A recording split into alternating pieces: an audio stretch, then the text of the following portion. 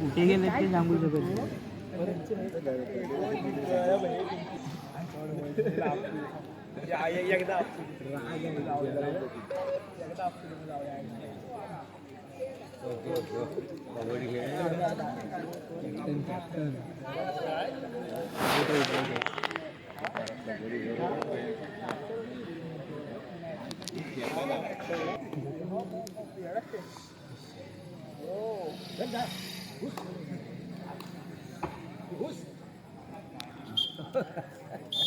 पहिली चढाई या ठिकाणी सुरू झाली ती म्हणजेच पारस पोळेकर, पारस नंदेश्वर पोळेकर मॅन फ्रॉम कोणकरू या ठिकाणी पहिली चढाई करताना आपण पाहतोय. दत्तसेवा विनेश्वर संघाकडून यावेळी मात्र अतिशय सुंदर पद्धतीने पारसला रोखलं जात आहे.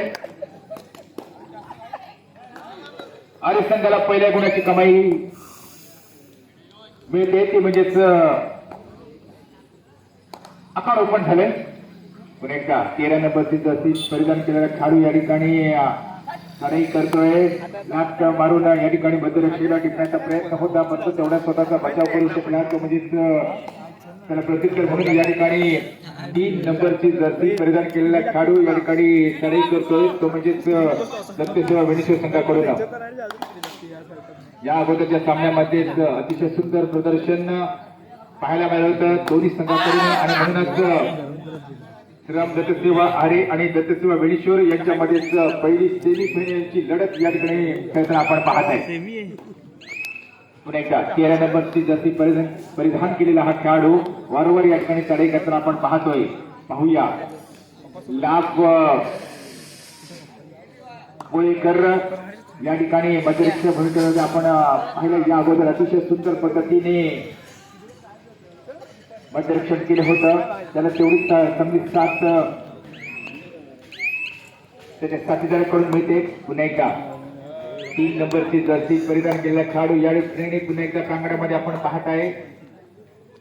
श्रीराम दत्तसेवा आरेच्या प्रांगणामध्ये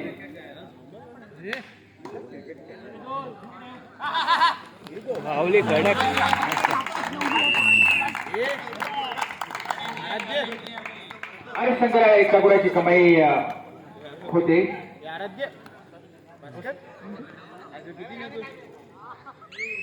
अजून वेणेश्वर संघाचं अकाउंट ओपन झालं नाहीये. अकाउंट ओपन करण्यासाठी प्रयत्न करावा लागेल. याचा लाभ पोळेकरने यावेळी एका गुणाची कमाईसाठी निश्चितपणे पहिल्यांदा प्रयत्न केलाय आणि एका गुणाची कमाई अकाउंट ओपन झालं वेणेश्वर संघाचं. दोन्ही संघाच्या नावामध्ये जर आपण पाहिलं तर एका बाजूला श्रीराम दत्तसेवा आरे तर दुसऱ्या बाजूला दत्तसेवा वेणेश्वर. दोघांच्या नावामध्ये दत्तसेवा आहे मित्रांनो.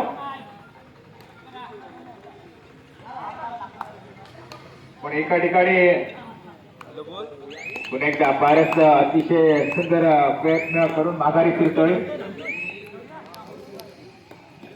पारसला इन केलाय ते म्हणजे लाभ पोळेकरने. त्यानंतर पुन्हा एकदा 13 नंबरची जर्सी परिधान केला खेळाडू या अगोदर सामन्यामध्ये अतिशय उत्तम प्रदर्शन विठलाई अडूर संघासोबत या ठिकाणी ओहो नाटुस्करला या ठिकाणी टिपण्यामध्ये यश आलंय. आरे संघाला एका गुणाची कमाई. पुन्हा एकदा पारस पोळेकर यावेळी मात्र पारसला पकडण्यामध्ये यश मिळतंय. वेणेश्वर संघाला एका गुणाची कमाई म्हणजे बोनसच्या रूपामध्ये 1 गुण निश्चितपणे मिळतोय, परंतु पारसला मात्र या ठिकाणी गमावं लागतंय. या अगोदर सामन्यामध्ये पारस निश्चितपणे अतिशय उत्तम प्रदर्शन होतं आणि म्हणूनच या ठिकाणी या सामन्यामध्ये सुद्धा उत्तम प्रदर्शन करण्याचा प्रयत्न करतोय. परंतु डिफेंडिंग अतिशय उत्तम आहे ते म्हणजे श्रीराम दत्तसेवा आरे संघाचं आणि म्हणूनच आतापर्यंत एक गुण वाढवून आपली गुणतालिका या ठिकाणी वाढवण्याचा चांगला प्रयत्न केला जातोय. कबड्डीमध्ये आपण पाहताय ज्या पद्धतीने मोबाईलमध्ये नेटवर्क आणि कबड्डीमध्ये फुटवर्क अतिशय महत्वपूर्ण असतं मित्रांनो. या ठिकाणी फुटवर्क उत्तम असणं गरजेचं आहे. वेणेश्वर संघाकडून पाहूया पुन्हा एकदा 2 नंबरची जर्सी परिधान केलेला खेळाडू 4 खेळाडूमध्ये या ठिकाणी चढाई करतोय. 2-2 अशी विरचना यावेळी मात्र पाहावं लागेल पारसच्या हातून माफ करा लाभच्या हातून खेळाडू निसटलाय 3 पॉइंट 3 गुणाची कमाई या ठिकाणी केली जाते. पाहूया शेवटचा खेळाडू या ठिकाणी शिल्लक आहे तो म्हणजेच विनिशेष संघाचा.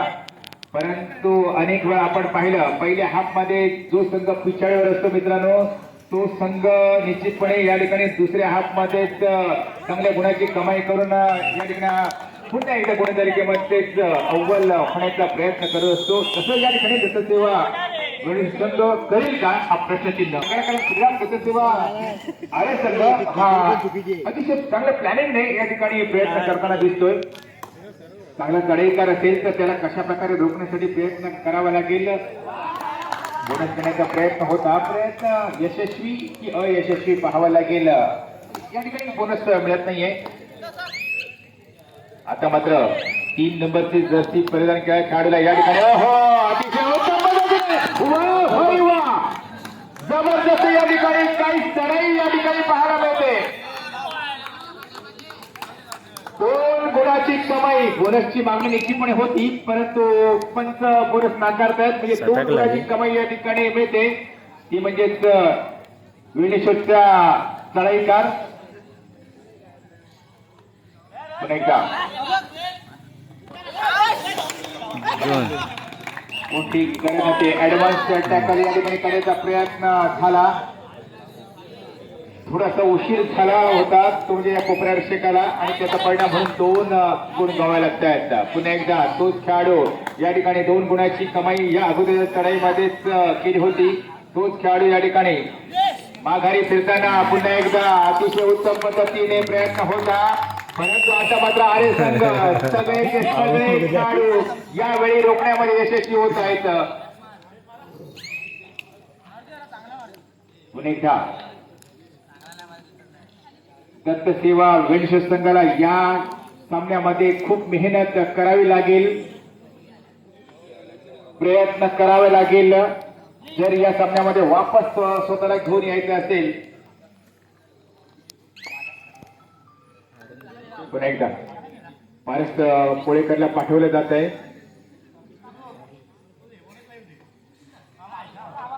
अतिशय सुंदर पदाला या ठिकाणी पाहायला मिळतं पण तेवढं चांगलं डिफेंडिंग आहे. आता मात्र यशस्वी होतोय.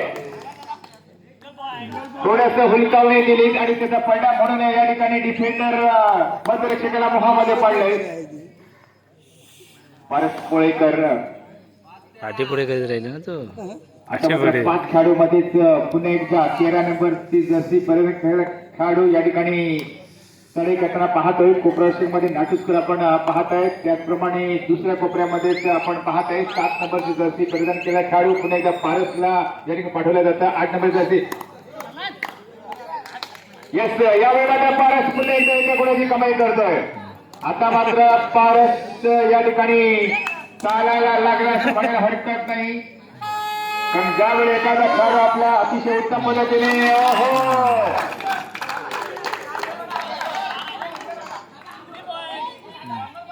हो कॉर्नर आहे हो.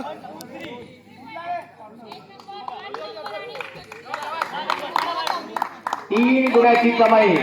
4 गेले.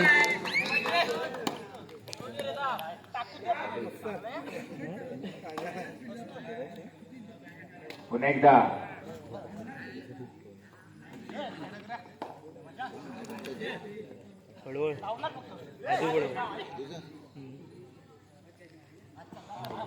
या अगोदरच्या सामन्यामध्ये आपण पाहिला दत्तसेवा विनिशेष संघ एक जबरदस्त कामगिरी करताना पाहिला होता. या सामन्यामध्ये थोडासा पिछाडीवर आपण पाहत आहे.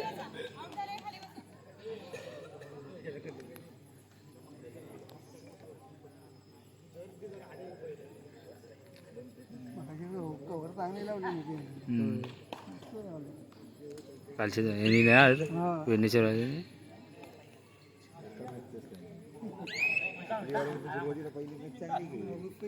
सुरुवातीला पण चांगली खेळ होते.